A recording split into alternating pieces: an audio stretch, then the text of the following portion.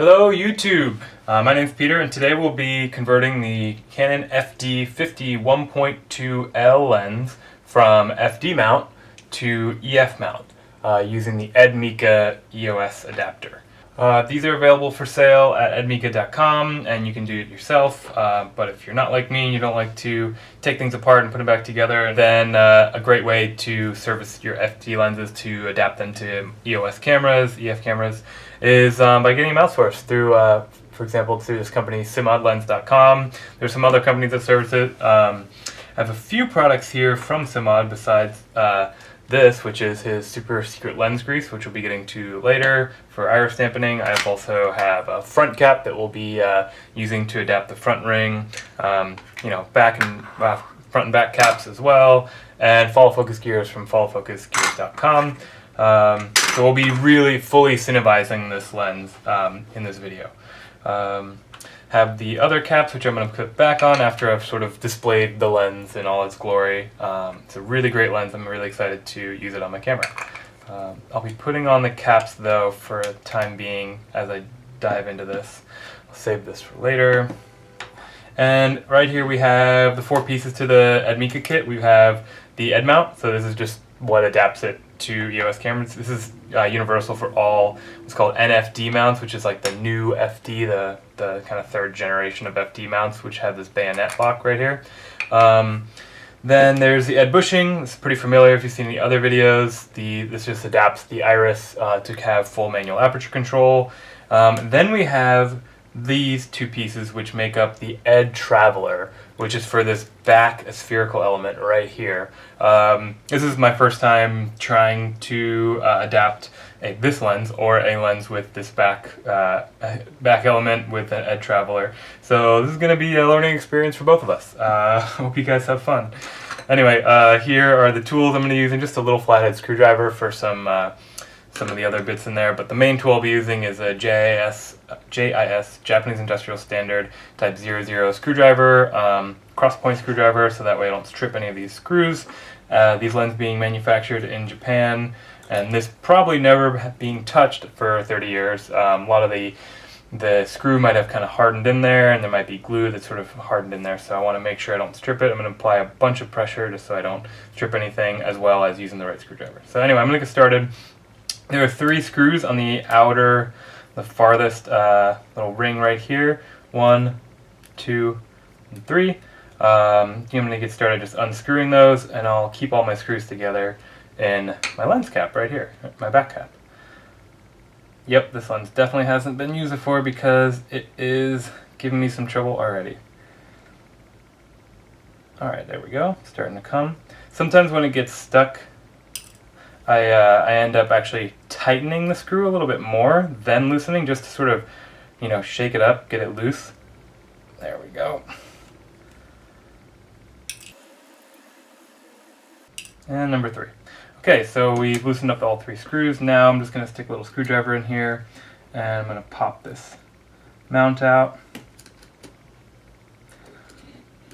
This is a fully reversible conversion, so if you wanted to put it back into FD after converting it, you can, but I don't really care. I'm going to save all these pieces just in case, but all these pieces right now will be completely getting rid of and replacing. Okay, now I'm taking out the back mount, and you'll see that this element actually travels with the back mount as opposed to other FD lenses, which this mount is hollow. So I'll take this out very carefully. So there's a piece of glass in there that we'll be getting to in a second. Put that down, and then there's this glass here. So I'm going to get to this later. I'll be declicking it. I'll be adding some iris grease, and I'll be converting it. But I'm actually going to let this go for a second, put the lens aside, and just focus on this back mount because you and I are going to do this together. So one tool I didn't have in my little opening is a caliper. This is what I've heard is the best way to take off the lens. Just to protect it a little bit, I'm just going to put a little napkin down here, a little cloth, because I'll be sort of pushing against it in a second. And there are 2 little notches. One is right there, and one is right there. On either side of this ring, so there, maybe you guys can see that. Yeah, you guys can see. And the other one, there. They're very small and they're very close to the glass at all. They really don't want to scratch. So I'm sure there's ways to do it, but the best way is with this caliper, where basically I will be grabbing either end of it and rotating to loosen it up and unscrew it from the mount. Okay, so I'm having a little bit of a problem, is that this section right here is too big for me to actually get the small part of the caliper in there. The big part looks like it won't actually grab it. Now, in another video, in the instruction video for this from Ed Mika, he said he was able to move this out of the way somehow and get to it. I don't see how to do that. Okay, so I see an option. Like, this thing doesn't move at all, but it is screwed in here, here, and with these two screws. So if I can just fully remove it, I'm wondering if that'll help me in getting this thing out. I'm gonna try that. I don't need this mount after this conversion. 1,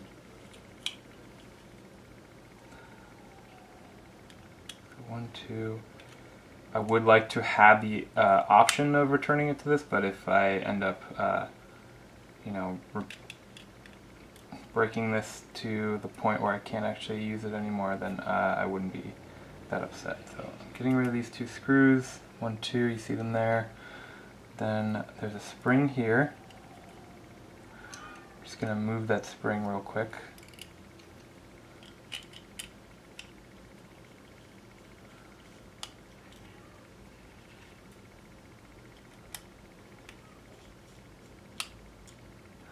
That holds the catch down.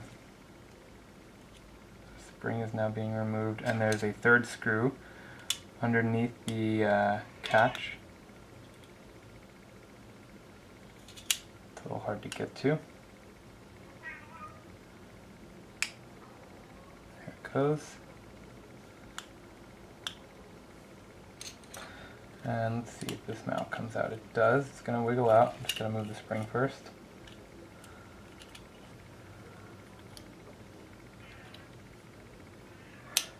Give me a little trouble there, because the spring there is caught. There it goes.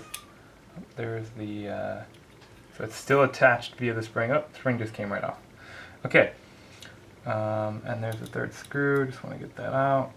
Okay, probably a better way to do this, but since I'm way more concerned about the glass than the mount, that's how I did it. Anyway, I'm going to keep all these pieces here just so that I can put it back together. Okay, so now I can get access to that piece of glass. Okay, have the caliper in the two notches, gripping it tightly. I'm gonna, there you go, it's starting to rotate. Let's see if I can get it now with just the small screwdriver. It looks like it's starting to rotate. There it goes. And I don't know how did it. Ed Mika did it, but it's one way to do it. This is not the easiest thing in the world.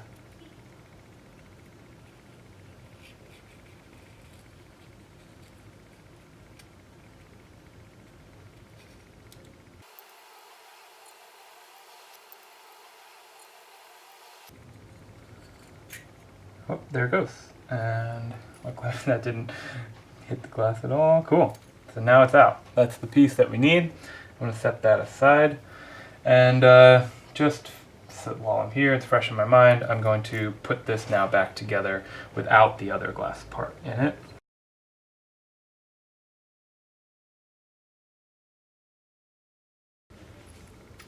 Okay, wow. Can't believe I actually did that. I got the spring on and everything.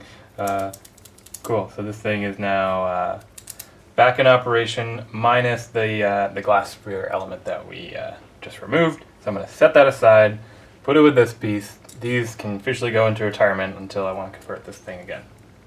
Okay, so now we want to mount this little back spherical element in the Ed Traveler, which will be mounted kind of a similar way inside the rear mount. So, we'll have, first we'll start with the outer Ed Traveler. That was the one that's going to be on the outside. It's the wider as well. It's a cleaner looking one. Then I'll put on the mount. So this Ed Traveler is facing out. There's the space for the lens is facing up. Then the mount is upside down now. I'm going to put that in there.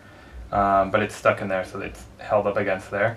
And then the lens goes on, and he said we want it with the glass facing out, so the notches that we use to unscrew it are facing up, facing in the lens, and that'll just drop right in there. And then the inner Ed Traveler will go on. But first we want to take these off, and we want to marry this thing to the outer Ed Traveler with this little lip that's in there. We want it to be totally flush. So I'm going to work my way around while putting it in there. There's a little lip that it snaps into.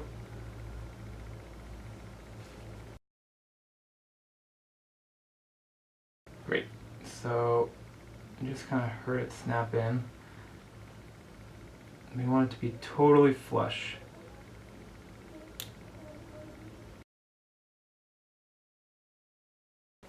Okay, so the reason that's been taking so long is because you need it to be like perfectly flush, and I've been going back and forth trying to make sure everything's as flush as possible. But most importantly, it is in there. This thing is tight. It's not going anywhere. I'm waving it around. It's not slipping at all out of my hands. The next thing I want to do now that it's in there is go back to our setup, put this inside of the Ed mount, and then I'm going to capture it with the Ed Traveler. I still have the opportunity, by the way, to clean this before I actually mount it on there, which I will do later, since I've got it real dirty with all my fingers. So this Ed Traveler just goes, this little lip right here faces downward, and it snaps into the other side of the Ed Traveler. So this has a lip right here on the inner side, and the outside has these little springs, essentially. They're going to catch and allow this thing to move slightly when the glass pushes up on it. So I'm just going to put it down like this. It should snap into place, snapping one side of the Traveler into the other.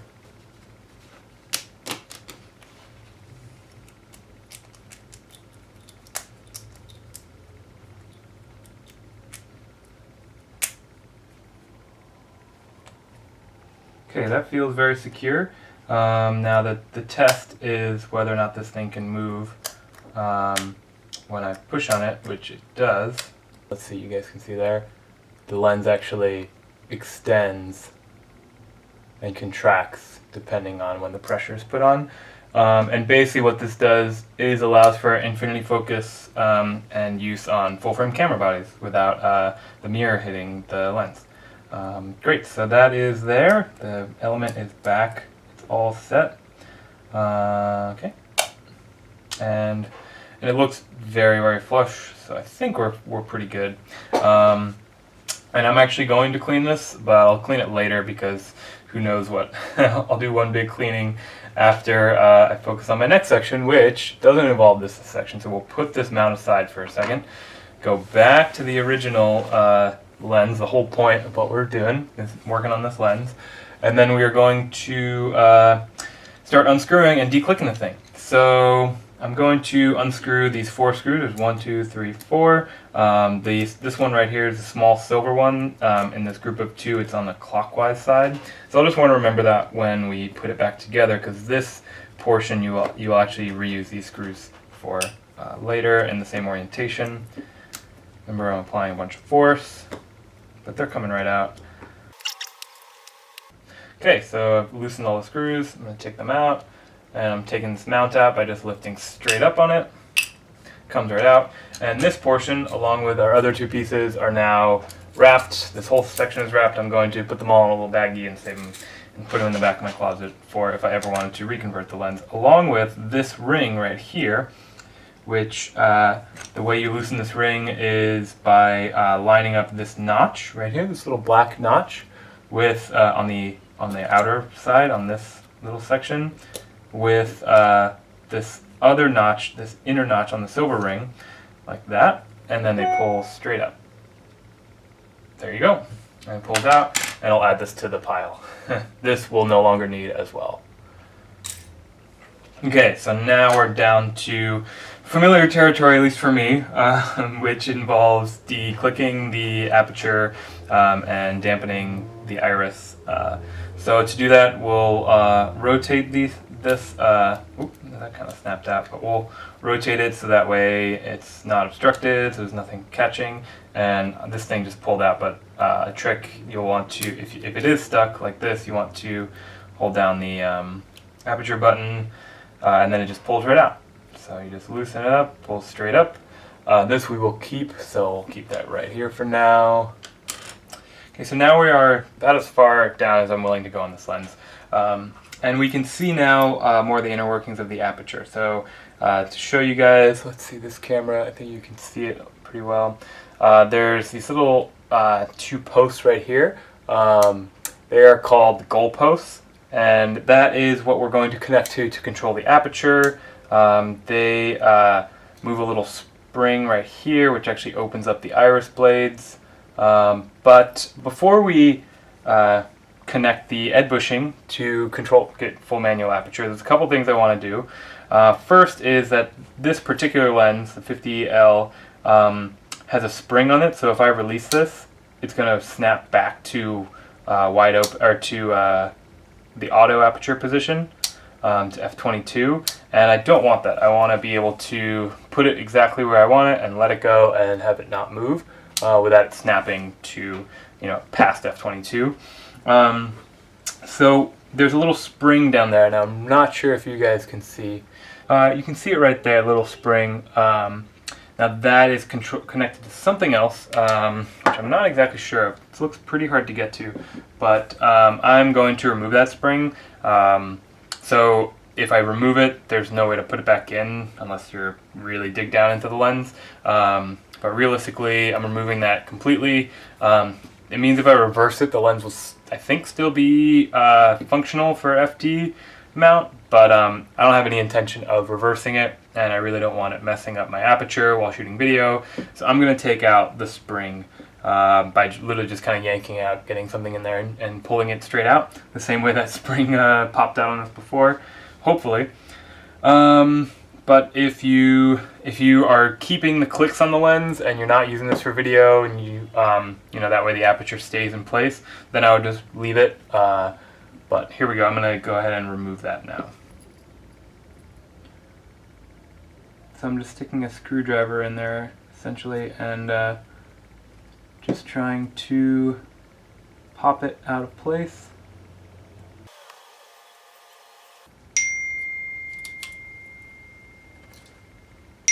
Okay, so it popped out.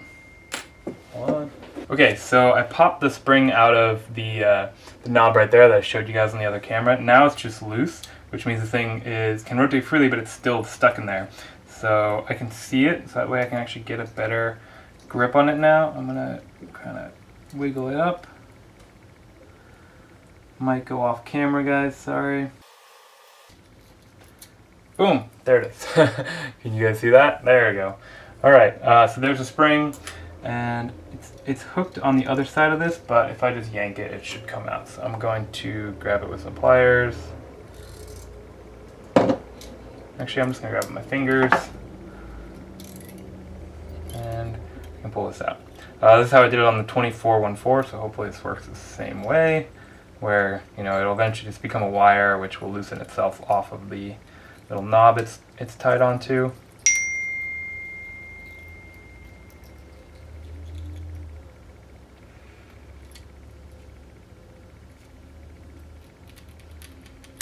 Okay, great, and it just came right out. Okay, so that spring is toast, definitely not reversible anyway, so I'm going to set that aside. But as you can see now, here's a good opportunity to talk about an issue that might happen when modifying these lenses. It's called the shark fin, which is a section of this little white, this little silver aperture control ring that actually pushes the lever to make the aperture open up. I did a whole video on that, and so did Ed Mika, on how to get yourself unstuck from this. Sometimes you get stuck underneath. Sometimes you just get stuck in this little divot past the end of the shark fin. So I'll link to that up at the top. But also I will just fast forward through this of me fixing this, which involves pushing up on this little lever, moving the aperture, boom, okay, back in place. Great. So it just got stuck past the shark fin. Now we have full aperture control and no resistance, as you can see. There's no spring or anything. There we go. I'm not sure if you guys can see up there. Okay, so we don't quite have full aperture control, but we have now the aperture is free to move about the cabin. Great. So now we want full aperture control, but before we do that, we are going to do a couple more things. Firstly, this ring that I took off before, that was upside down. It was this way on the lens. I took it off. And as you can see on the bottom side, there's a little tiny ball bearing right there that links up with this green, these green divots right here, and that's what actually causes the clicks on your lens between f-stops. So I want to declick my lens, which means I want to remove this ball bearing. So it just comes right out. It's just sitting in there freely, basically. So I'm going to take it out. It comes right out. I'm going to drop it in my little tray here. I am going to save that for later, just in case I want to re-click the lens. Great, and that's it. Now the lens is declicked. If you put this back on, now you no longer have hard stops on your aperture. But I'm not quite done yet. I could just go ahead and finish off this lens and convert it to EF. But what I really want to do is make the iris super smooth. If I did want to do, for example, with the declicked aperture, I can do iris pulls. And I also have more control over the aperture. But I want it to be very smooth when I do go between apertures. I don't want there to be any bumps between, 5.6 and a 8 or something like that. So in order to do that, I'm going to use some of this cine-mod lens super secret grease that's for sale on cine-modding.com. There are other types of lens grease that you can use, but I would make sure, if you are going to, this is what we call dampen the iris, you make sure you get the right stuff, because you don't want to put random crap inside of your lens that could end up, melting in the summer. It could end up, binding up in the winter. It could end up crumbling and getting little crumbles getting in the lens. So this is a lens grease that's specifically designed to dampen irises inside of lenses. And basically I'm going to apply it to 3 places before I start. I'll tell you. I'm going to put it on this bottom ring right here that has that little green tab on it with the notches. I'm going to put it on just on the tiny bit of the inside of this as well. So basically that whole surface. I'm going to put it on this ring as well on the kind of other side of this sandwich. I'm going to put it on mainly these 3 leaves that stick out and this metal piece that kind of sandwiches to the other side that I will also grease. And I'm going to do it very lightly, especially since I'm doing both sides of this sandwich. I just want to make sure I just have a tiny coating that just enough to cover it. Just a film essentially on top of it. And then the third thing I'm going to do is I'm going to put it on the outside of this Ed bushing, because the Ed bushing will end up sitting right here and just, not really, but just barely rubbing against these 3 things that are jutting out. So I'm going to start by just applying some grease, and I'm just using a screwdriver actually. Some people use fine tip brushes, some people use just toothpicks. You just want something that you can apply it very accurately and not get anything like, little bristles or little piece of cotton or something like that. For example, if you were to use a Q-tip, you might end up getting cotton in there. So I just use a end of this tiny little flathead screwdriver, and I'm just going to go around this, making a very thin film around the bottom of this ring.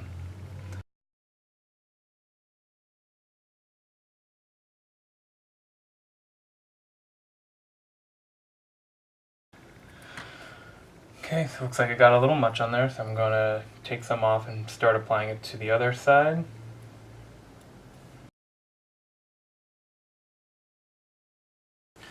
Okay, so now I'm working on this side. I'm going to set this aside for now. I'm working on just this iris ring. And I want to talk about this little metal piece right here. That is the auto aperture control button, essentially, which when these are used in film cameras allows them to have auto aperture control functionality within the camera. Some people take this out, but I leave it in for a very important reason, and that is because it stops the lens. This little tooth right here stops the iris from going past f16 in this case and going to the auto function. And the reason you want that is because in the auto function it actually opens up the aperture to right in the middle, so it'll open it up to like a 5, 6, or 8. And I want, when I rotate this all the way, to one side, I want it to stop on f16 and go all the way to the max aperture. I don't want it to go past and actually end up opening up the aperture again. So I leave it in. It does cause more resistance, I think, because it's like, putting a lot of pressure in this one spot rather than applying it to the whole section, which I've just greased up, which would be very smooth. But I keep it just to prevent it from going into that auto function. But to combat that, I will end up greasing up this metal part heavily, and the tip, not super heavily, but just more so than the thin film, which I've been applying to the other places. So now I'm going to apply it all along this backside of this ring.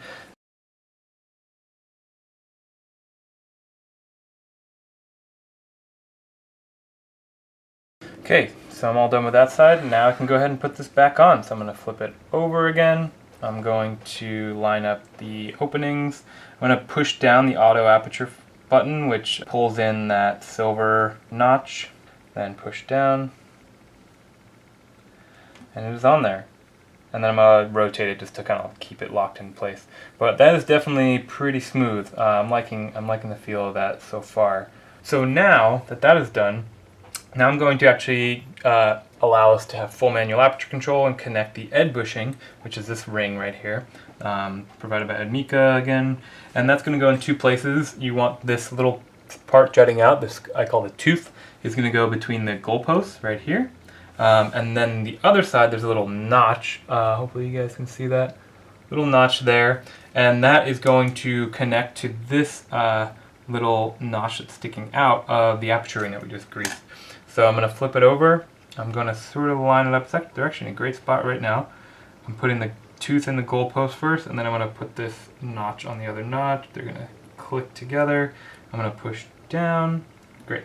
So that would be how to connect them. Before I do that, I'm going to pull them back out, and we're going to grease the outside of this ring just so that I have as smooth an iris as possible. So I'm just going to go all around the outside of this ring, except for this little notch right here.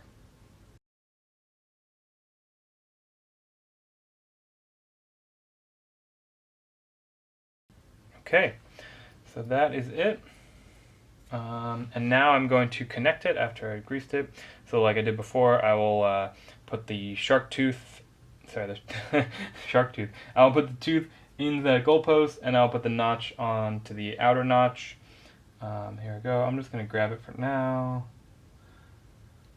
And rotating the goalpost around so that they all line up, and pushing down, and that is in there. And now, finally, we have full aperture control. Oops, here we go. Full aperture control. As you can see, boom, declicked, full aperture control. That is a great feeling, and it's nice and smooth too. So, okay, so I can put this aside for later, for the next conversion. That's done. And the last step now is just connecting the Ed mount. So, oops, sorry, my video cut out on this angle, but hopefully it was all in that. So now that I have connected the ring fully, and I have full manual aperture control, the last step is just to put on this mount. So I'll take the screws from before. I'll take those 4 screws. It was the 3 black ones and 1 silver one. And I will get those ready. I'm going to align the holes like before. Oh, before I do that, I'm going to clean the lens, because once I put this on, I won't be able to access the inside, which is covered in my fingerprints, unless I open it back up again. So I'm going to give it a really nice cleaning before I do that. That way I don't have to take apart the lens to clean it again.